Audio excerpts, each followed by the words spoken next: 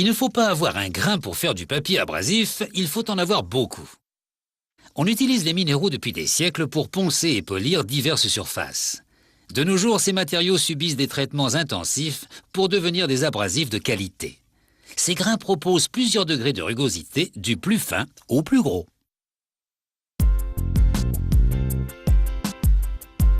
Quand on travaille le métal ou le bois, mieux vaut savoir quel grain abrasif sera le plus efficace.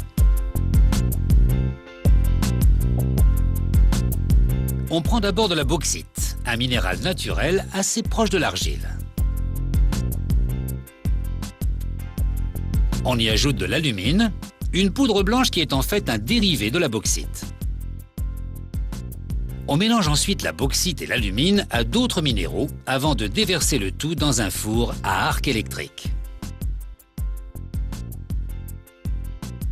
Dans ce four, 3 énormes électrodes produisent un arc électrique très puissant pour chauffer le mélange à plus de 2000 degrés. C'est bien plus chaud que la lave volcanique. D'ailleurs, une fois fondus, les minéraux forment un liquide similaire à de la lave.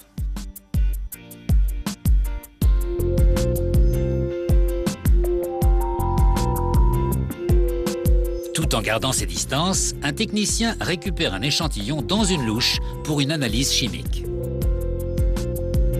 Si les résultats d'analyse sont conformes aux attentes, on verse le mélange dans cette grosse marmite d'acier.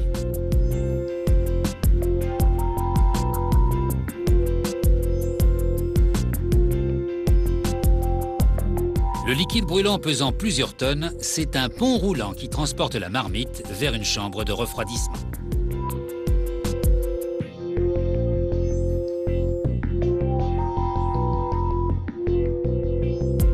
24 heures plus tard, les minéraux ont séché. On fait donc entrer en scène la pierre de démolition. Elle fait voler en éclats l'amalgame qui est encore chaud à l'intérieur.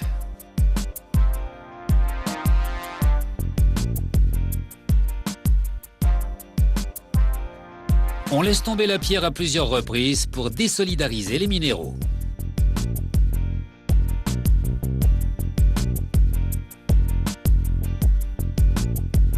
On les achemine ensuite à l'aide d'une courroie transporteuse.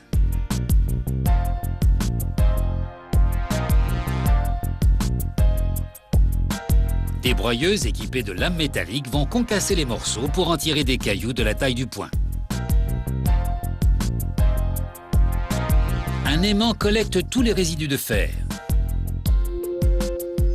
Puis les minéraux passent dans un moulin qui va les écraser entre 2 rouleaux métalliques pour en faire des gravillons. On assemble ensuite une série de tamis de plus en plus fins sur un cadre vibrant. Les différents tamis filtrent les minéraux et les trient suivant leur taille. Pour bien illustrer la différence de maillage des tamis, voici une pièce de monnaie posée sur leur grillage respectif. Seules les particules les plus microscopiques peuvent traverser le tamis le plus fin.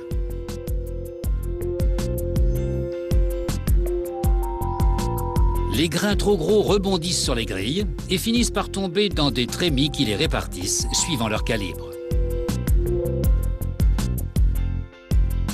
On utilise les plus gros grains pour le ponçage grossier. Plus le grain sera fin, plus la finition sera précise.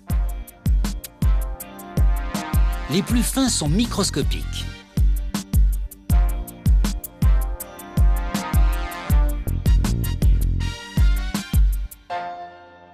Pour contrôler la densité de la poudre de gros calibre, on la verse dans un récipient.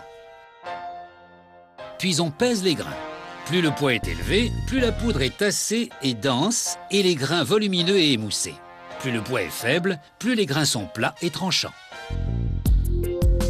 Pour les grains les plus fins, on a recours à une autre technique. On les répand dans une solution électrolytique avant d'y faire passer un courant électrique, ce qui permet de dénombrer et de vérifier la qualité des particules. Il ne reste plus qu'à conditionner les grains abrasifs et à les expédier.